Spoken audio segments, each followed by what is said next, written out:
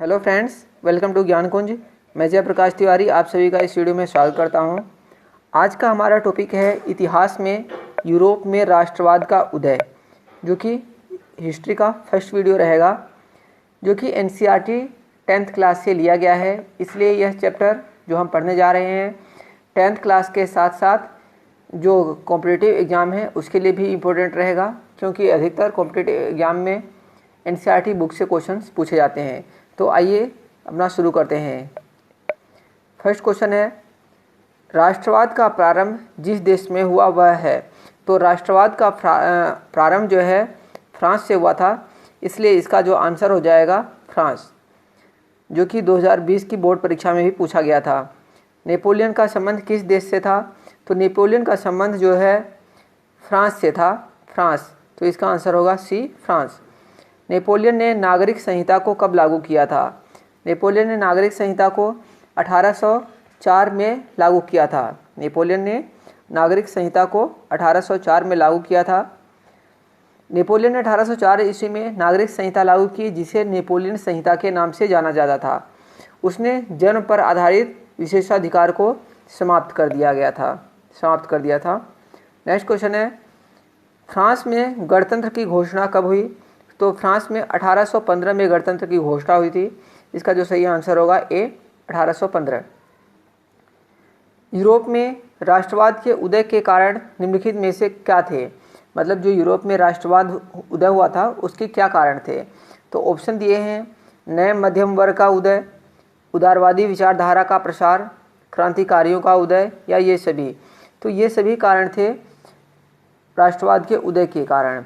नए मध्यम वर्ग का उदय, उदारवादी विचारधारा का प्रसार, क्रांतिकारियों का उदय, रूढ़िवाद की नई भावना और वियना की संधि।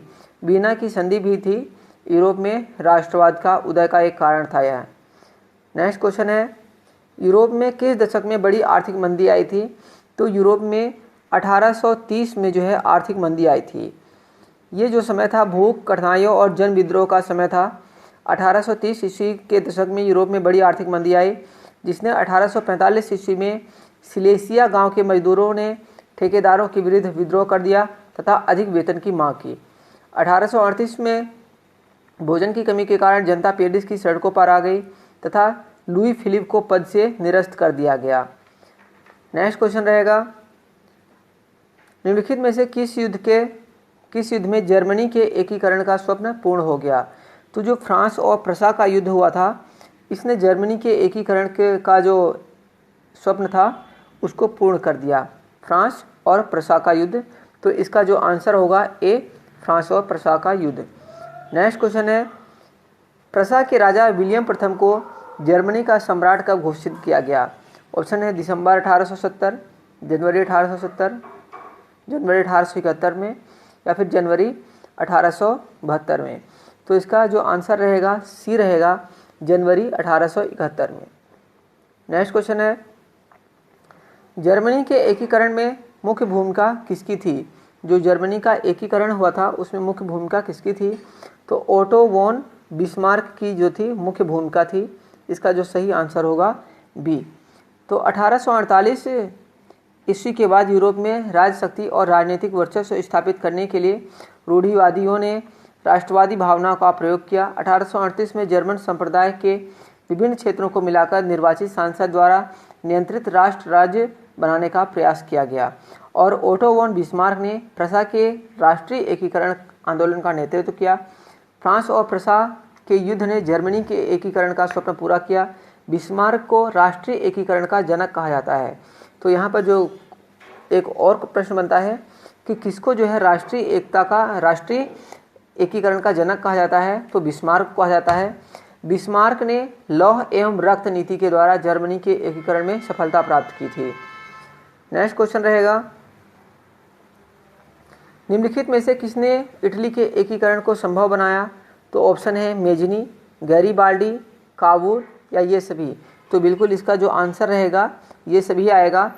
जूसेपे एक मेथनी थे, काउंटी कैम्बिलो डी कावूर और गैरीबाल्डी, इन लोगों ने मिलकर के इटली के एकीकरण को संभव बनाया था।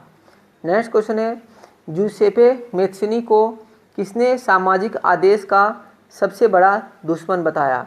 तो इसका आंसर रहेगा सी, मेटरनिख। मेटरनिख ने इन्हें हमारे सामाजिक आदेश का सबसे बड़ा दुश्मन बताया था।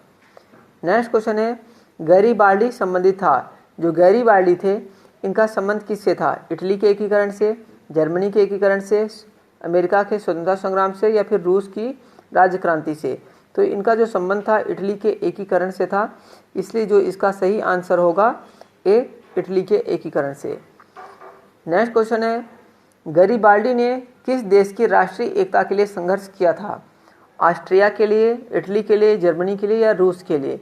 तो गैरीबाल्डी ने इटली के लिए संघर्ष किया था, इटली की राष्ट्रीय एकता के लिए। तो इसका आंसर हो जाएगा बी, इटली। नेक्स्ट क्वेश्चन है, इंग्लैंड में राजतंत्र को कब समाप्त कर दिया गया? तो 1688 में जो है इंग्लैंड में राजतंत्र को समाप्त किया गया था। तो फ्रेंड्स, ये थे कुछ 14 महत्वपूर्ण प्रश्न जो कि इतिहास 10th क्लास NCERT बुक से लिए गए हैं। उम्मीद करता हूँ कि आपको यह वीडियो पसंद आया होगा। अगर वीडियो पसंद आए तो वीडियो को ज़रूर लाइक कर लें और इसी तरह के अन्य वीडियो के लिए हमारे चैनल को सब्सक्राइब कर लें ताकि आपको आने वाले जो नेक्स्ट वीडियो हैं उनका नोटिफिकेशन मिल सके। Okay friends, thank you for watching this video.